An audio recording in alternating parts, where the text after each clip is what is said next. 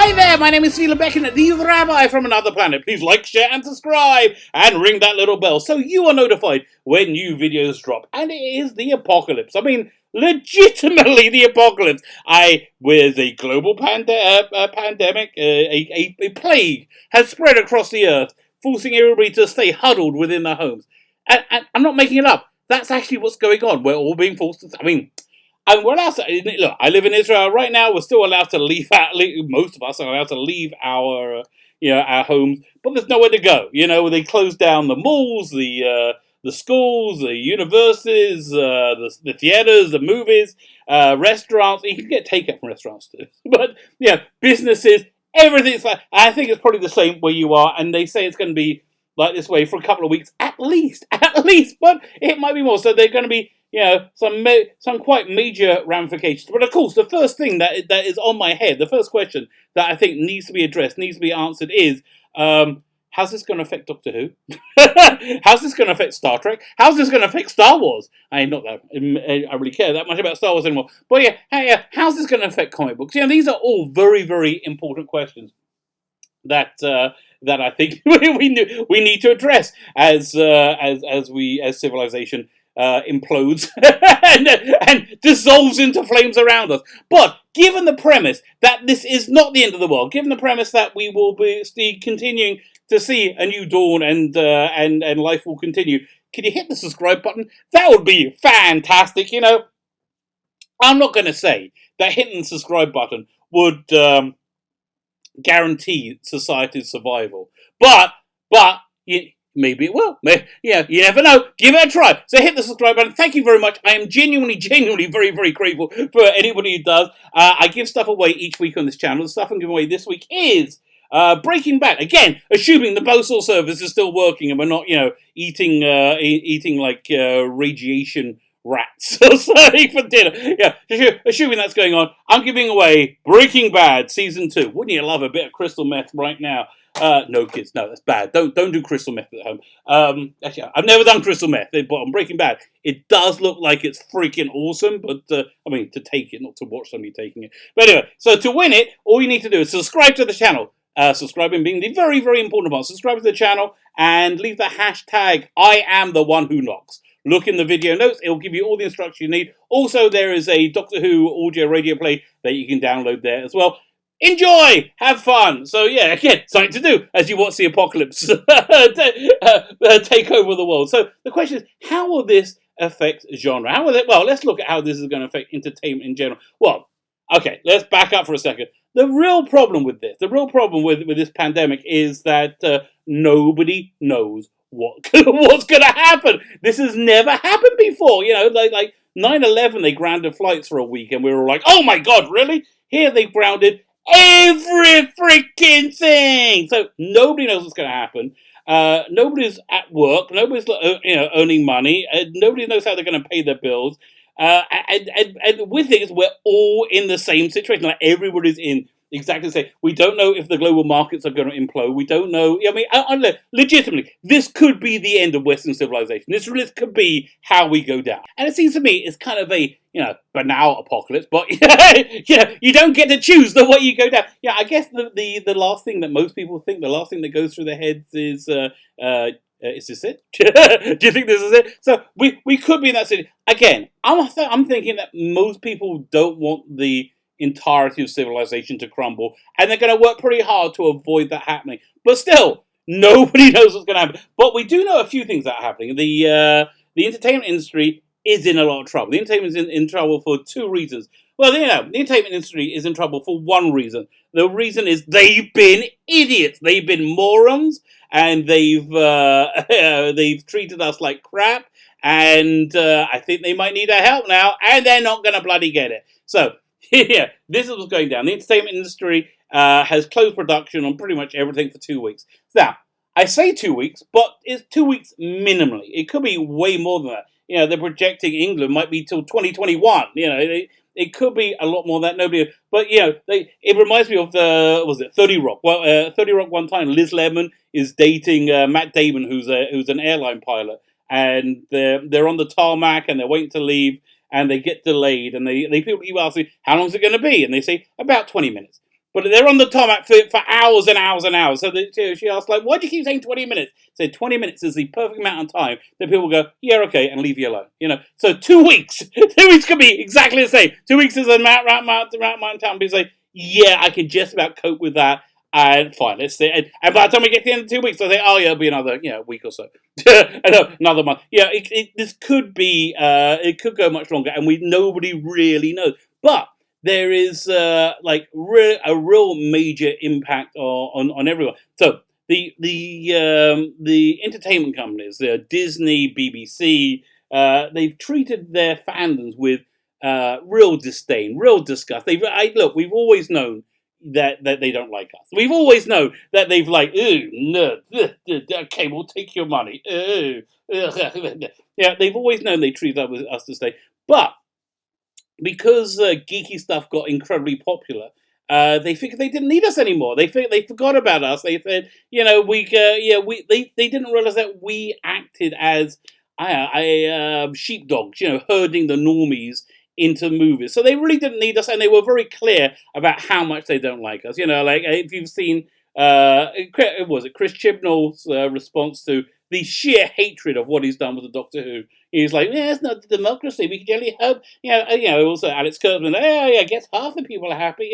Having half the people are your audience like just disgusted with you is bad. It's not very good at all. So, but they just haven't cared. And the reason they haven't cared is because they haven't needed to care. They haven't needed to care at all. And now everything's changed overnight. Overnight, everything has changed. That normie audience that they threw us over for this. We don't need you anymore. That normie audience has gone away. It's not just they're thinking of not going to movies. They've closed down the movie theaters. They've gone away. Add to that, these companies have been run absolutely atrociously. Disney's been run atrociously. CBS Viacom been run atrociously, and their stock prices are in the absolute toilet. They're doing terribly. So what does this mean? What does it mean? Okay, so firstly, we're going to see a lot of holes in the schedules starting as quickly as 3 months from now. But I think by the time, I think most things are going to be, if we're lucky, delayed. But yeah, I don't know if HBO Max is going to launch, and I don't know if HBO Max is going to launch with the resources that it had. So I don't know if HBO Max is going to be able to pay for Doctor Who seasons 13 and 14 and 15 or whatever they said. I don't know that's going to happen. I don't know CBS is going to be around to make Picard series 2 or Discovery or whatever nonsense. So the bottom line is this. I think they could really have used a loyal fan base right now to support them and to be with them in this period of crisis, and they don't have it anymore. They spent literally the last few years treating us with utter disdain, splitting fandom, and telling us that we don't care, and they're still doing it as of today. It's I saw read this thing in Bounding into Comics. The woman who did the novelization for The Rise of Skywalker knows nothing about Star Wars whatsoever. She knows nothing about what she was employed to do. All she knows about is her ridiculous identity politics, which doesn't connect in any way, shape, or form to what I like to call reality. So she wrote. What did she write? I desperately wanted to on Twitter. Twitter, the repository for everything that's bad. I desperately wanted to see a girl Jedi on the big screen. So in The Force Awakens, when the lightsaber whipped past Kylo's hand to land in Rey's instead, I still get weepy thinking about it. I waited 40 years for that moment. Fine. So then she's assailed by a gazillion million Star Wars fans going, we've seen tons of female Jedis. What the hell are you talking about? I mean, like Luke and Leia, was it? Like we've seen tons and tons of female Jedi. So what does she do? Her name is Ray Carlson. What does she do when her identity politics is pointed out?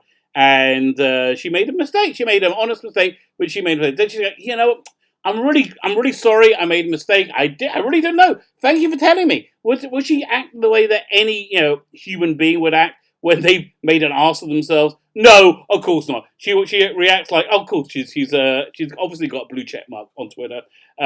She replies, Jesus! Jeezus. So, okay. Clearly, she's not on board with the evangelicals. Jesus! All these dudes in my mentions pointing out the female Jedi in the prequel trilogy, pointing out that you're factually completely inaccurate, who have no real roles and die horribly. Oh, so I guess I'm not so wrong, she's saying. Okay, and now, yeah, she goes off a cliff. I guess I should have been happy with some quick cameos. I mean, that's all we women deserve. Am I right? Blech. No, you're not right. You're not right at all. And you know who else isn't right? Disney isn't right. Disney should have a policy of how their employees interact with their customers, because their employees are stopping their are making their customers not want to buy their product, and they're going to really need us to buy their product. I know you think Disney's so big to fail. Disney can't fail. CBS can't fail. Really? Do you remember the music industry? Do you remember the music industry when they were gouging us for like $30, $40 for a CD? Do you remember that? No, you probably don't remember that because that hasn't been around for 20 years. You know why that hasn't been around for 20 years? Because of that something called Napster. The first opportunity, the very first opportunity the public had to give a middle finger to the record industry, they gave it to them, and they gave it them big time, and they destroyed it forever. The only way it came back was because of iTunes finally started pricing music in a way that people would pay for it again. Because otherwise, people were not going to pay for it ever again, and nobody shed a tear. Nobody shed a tear for the record executives that lost the job. No one's going to shed a tear for any of the TV executives, the Chris Chibnalls, the Alex Kurtzmans, the Matt Stevens. No one is going to shed a tear for you when your franchises get cancelled. And you know what? I right now I would much rather see a world where Doctor Who and Star Trek and Star Wars we don't see anything new from these. They stop making them. And we can, and why? Because they can stop bastardizing them. Then they can stop like pissing all over them. So yeah, I understand. This may be the apocalypse. This may be the end of the universe. This may be the end of civilization. But on the upside, at the very least, we have a chance that they're going to stop making terrible Doctor Who. Hopefully they'll have a chance that they'll finally, when now people are unable to leave their homes or go to comic book stores, which they weren't doing anymore, they will finally stop trying to get us to buy Captain Marvel, where nobody freaking wants. Because again, they were able to thumb their noses at us for years and years and years because they had that big normie audience. Yeah, well. So this is what happens when you bite the hand that fed you. We were the hand that fed you, you bit us, and I think you're done. That's where I think we're going. My name is Sheila Becken, the Rabbi from another planet. Please like, share, and subscribe. Ring the little bell so you're notified when new videos are, and please subscribe. That'd be really fantastic. I'm up to like 500 or so subscribers. Let's see if you can get me to 1,000 by the time this crisis ends. Yay! And then I think we can all agree that would be worthwhile. Have yourself a fantastic day.